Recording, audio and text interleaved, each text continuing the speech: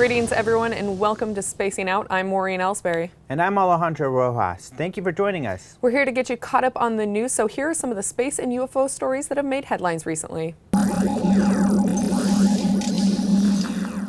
A witness photographed 4 UFOs flying together over the English county of Leicestershire on Thursday, December 11th. The witness, Sam Green, first noticed 2 UFOs in the sky at approximately 2 p.m. When I looked away and looked back, they were gone, he explains. I thought that's strange. But according to Green, 4 UFOs appeared in the sky 30 minutes later. He grabbed his camera and took 3 photos of the unidentified aerial objects. They seemed quite close together, and it looked like 2 of them almost collided as they crossed paths, he describes. Green doesn't believe the speed and the trajectory of the UFOs he observed are consistent with conventional aircraft. Green sent his photos to local media outlet, the Leicester Mercury, with the hopes of getting some help identifying the UFOs. The Leicester Mercury published a story about the photos and the sighting on December 13th. Naturally, many readers left comments in response to the story in which they confidently claim to know the identity of the aerial objects. One reader commented, "Was it not reported they'd be visible shooting stars above Leicester through the night? OLM, you do need new reporters." The Geminids meteor shower was taking place on that day of the sighting, and the weather in Leicestershire reportedly provided skywatchers with prime viewing conditions. So the Leicester Mercury contacted Dr. Nigel Bannister from the University of Leicester's Department of Physics and Astronomy to see if the meteor shower could explain the UFOs in Green's photo. It's unlikely they are meteors or parts of a meteor simply because the trails are not uniform, he opines. Dr. Bannister also states that he doesn't believe the objects are space debris because after checking re-entry logs, he determined there was nothing predicted or otherwise observed for a space re-entry for that date. Others who posted comments in response to the Leicester Mercury story suggest that Green captured nothing but conventional aircraft in his photos. Bloody planes going over, anyone can see that, suggests one reader. Another comments, it's aircraft. They passed over Kendrew Barracks in Rutland, traveling together. They turned 180 and headed west, then half an hour later, they came back east in a different formation. Although Green doesn't believe he observed conventional aircraft, Dr. Bannister agrees with those who do. They're most likely military jets, he comments. Continuing, he states, the streaks look very much like contrails or vapor trails, and I suspect that they are high-altitude aircraft. Even Green notes, where we were is on a flight path, and you often get planes and helicopters flying from over the Leicestershire airport. The suggested aircraft identification is plausible, but without definitive confirmation, these photographed aerial objects remain unidentified.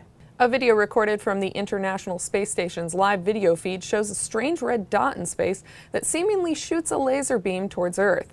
The video was captured and uploaded to YouTube by user StreetCap1 on December 5th. Some believe the strange red object is an extraterrestrial spacecraft attempting to communicate with Earth. The Huffington Post UK points out that others have suggested it was simply an astronaut on the space station having some fun with a laser pointer, and that there is also the possibility that the light wasn't in fact a light, but a problem with the camera, what with it being, in space and all. Although it is possible that the ISS camera recorded an extraterrestrial UFO, there are also potential explanations for the strange light in the laser beam. The video was reportedly recorded on December 5th, and on this date, the European Southern Observatory's very large telescope fired its laser into the sky to create an artificial star. Now, this process is done periodically to fine-tune the observatory's telescopes, but its more likely explanation for the unusual laser in the video is an instrument attached to the ISS called the Optical Payload Laser Comm Science, or OPALS. As Discovery News explains, this instrument is part of a new laser communication system. 4 lasers from the ground station travel through the sky towards the space station. Under clear, dark background conditions, it's very easy for the payload to acquire the ground beacon. Daylight conditions have proven more challenging, but we are working on increasing capabilities during the day as well, through software enhancements, explains Matthew Abramson, Opal's mission manager at NASA's Jet Propulsion Laboratory. It is unknown if there were OPALS tests being conducted on December 5th, so although the OPALS instrument provides a possible explanation for the strange laser-like object seen in the video, that possibility has not been confirmed. The media has picked up on a few alleged UFO videos from Colombia, prompting some to ask whether it's a new UFO hotspot. Many of the facts regarding the videos have been misreported by UFO websites, causing confusion and dubious conclusions on their part. Furthermore, some researchers think the objects in the videos are likely very terrestrial in origin. Last week, a video from Medellin, Colombia made a lot of buzz. It was posted on several UFO websites before it began springing up on news sites as well. It was reportedly filmed on November 16th and originally posted on December 5th. However, the video are most likely referring to a copy that was reposted with permission by a YouTube channel called UFO. Further research shows the original video was posted on November 17th on a YouTube account named J Prieto 1396. The video shows a dark elliptical-shaped object on the horizon floating above the city. It moves very slowly, moving only a very short distance in the 3 minutes of the video. The description reads, "A rather strange object appears several days after a hailstorm in the city of Medellin. Climate change this week was very quick, rainy and cloudy days, sunny and dry. Did alien beings deal with these changes? Are we ready for the truth?" The description included in the same video reposted by UFO says the video was received by J Prieto on November 16th. UFO alleges that the video was given to Prieto by his uncle who filmed the video. Although UFO request to repost the video can be seen in the comments of the original video, the information UFO shared in the description was not part of their conversation. It's unknown where the information came from, but it's possible from a private conversation. According to the Epic Times, another UFO website claimed the same object was spotted near Atanasio Girardot soccer stadium, also in Medellin, just before the national championship. The video reference does show a similar object floating in the air. It was added to YouTube on May 25th by an account named Lucio Rodriguez. However, there is no description. The title in English reads UFO in Medellin, but it is unknown where this UFO website got their information as to its exact location. In both cases, UFO researchers told Lee Spiegel of the Huffington Post that they believe the object was probably a simple marketing balloon. Mark D'Antonio, a photo analyst for the Mutual UFO Network, said, "I think I know immediately what we are looking at," he continued. "In my opinion, this is a public relations unmanned helium balloon that is tethered and is 18 feet in diameter. I know the dimensions because I know the balloon itself. Various companies sell and rent them for publicity. In one video, you are told it is flying near Atanasio Girardot Stadium right before a big final matchup soccer game. It stands to reason that flying it for a publicity stunt before a major match makes sense. It is a UFO shape, and these have been sold and rented for several years now." Ben Hansen, who hosted the Sci-Fi Channel's Fact or Fake Paranormal Files, agrees with D'Antonio. He told Spiegel, "The amount of zoom required to get this object to fill the frame in any significant detail tells me that it's probably flying farther away than just a few city blocks. The most recent video of the UFO flying partly over the forest goes in and out of focus frequently, and at times it seems to disappear. It could simply be that the camera's autofocus was unable to hold a sharp image of the object at such a distance and with the trees in the closer foreground to throw it off even further."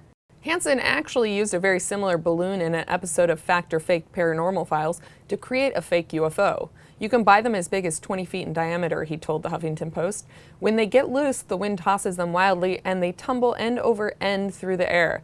The other thing that often happens is the weight of the tether in the wind can make the balloon collapse on itself and it scoots along the ground, knocking over children and smaller TV co-hosts.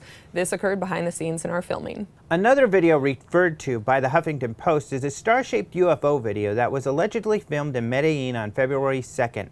However, again, that is the date given by a YouTube channel that reposted the original. The original video said it was captured on January 25th. It was posted in 2 parts on YouTube on February 15th by Carlos Valderrama with no comments. The title in English reads UFO in Medellin, 25 January 2014. We wrote about this video on our website in February.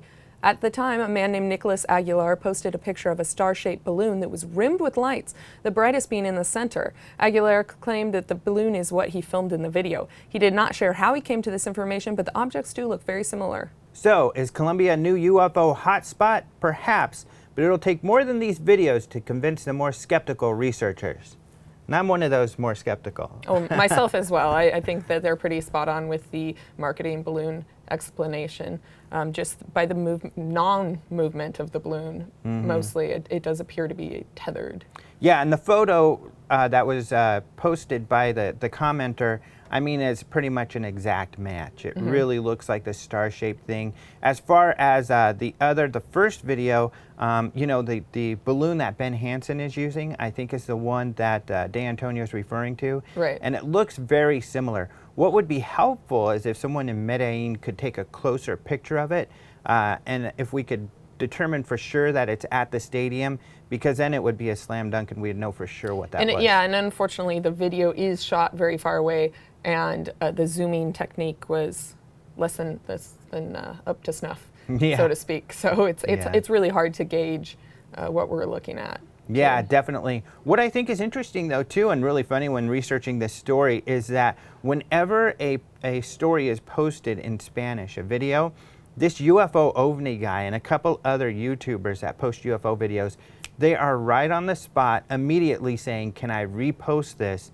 on my site? And then they will repost it. Luckily, they'll usually give credit so you can find where the original was. The unfortunate part, as we noted, is they don't get all the facts straight when they repost it.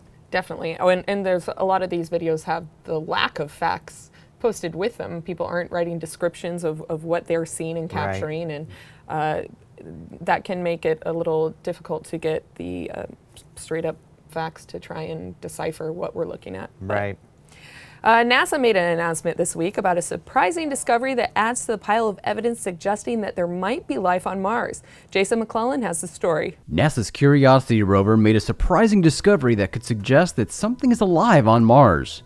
On Tuesday, December 16th, NASA announced that Curiosity detected a sharp spike in methane levels and that drilled rock samples revealed the first definitive detection of organics in surface materials on Mars. Scientists discovered methane in the planet's atmosphere back in 2003, so researchers weren't too surprised when Curiosity discovered methane on the Martian surface in 2012. But the level of variability detected by Curiosity was completely unexpected. After the initial detection on the surface, Chris McKay, space scientist and Mars specialist at NASA's Ames Research Center, explained that if the methane levels remain constant, this can be reconciled with normal processes and a meteoritic source of organics. But if it's highly variable, then all bets are off. Researchers have used Curiosity's onboard Sample Analysis at Mars, or SAM instrument, to search for methane in the Martian atmosphere. According to NASA's recent press release, after measuring levels spanning a 20-month period, Curiosity has measured a 10-fold spike in methane. Space.com explains, researchers are particularly interested in finding methane on alien worlds because living organisms produce an overwhelming amount of the gas on Earth. While finding significant amounts of methane on Mars isn't a surefire sign of past or present life, geological processes can also produce the gas.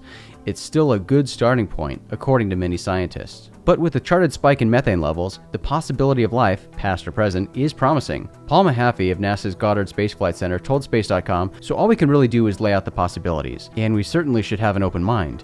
Maybe there are microbes on Mars cranking out methane, but we sure can't say that with any certainty. It's just speculation at this point. And as for the discovery of organics, NASA explains organic molecules, which contain carbon and usually hydrogen, are chemical building blocks of life, although they can exist without the presence of life. Curiosity's findings from analyzing samples of atmosphere and rock powder do not reveal whether Mars has ever harbored living microbes, but the findings do shed light on the chemically active modern Mars and on favorable conditions for life on ancient Mars. The detection of the methane and organics on Mars were discussed at a briefing on Tuesday, December 16th at the American Geophysical Union's convention in San Francisco. And who knows, if the evidence suggesting life on Mars continues to mount at its present rate, it's not too far-fetched to entertain the notion that an official announcement about the discovery of life on Mars will come in the not-too-distant future. That's all for this episode of Spacing Out. This is also our last episode for 2014, but we'll be back in 2015 with more Spacing Out.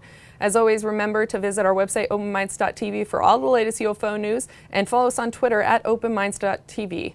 Also, don't forget to register for the 2015 International UFO Congress. The largest annual UFO conference in the world takes place February 18th through the 22nd in Fountain Hills, Arizona. Find all that information at ufocongress.com. Let us know if you enjoyed today's episode by liking the episode on YouTube and leaving us your comments in the section below. You can also download our podcast, Open Minds UFO Radio, on iTunes or at openminds.tv/radio. Thanks again for joining us. I'm Alejandro Rojas. And I'm Maureen Elsberry, and from everyone here, have happy holidays, and we'll see you in the future.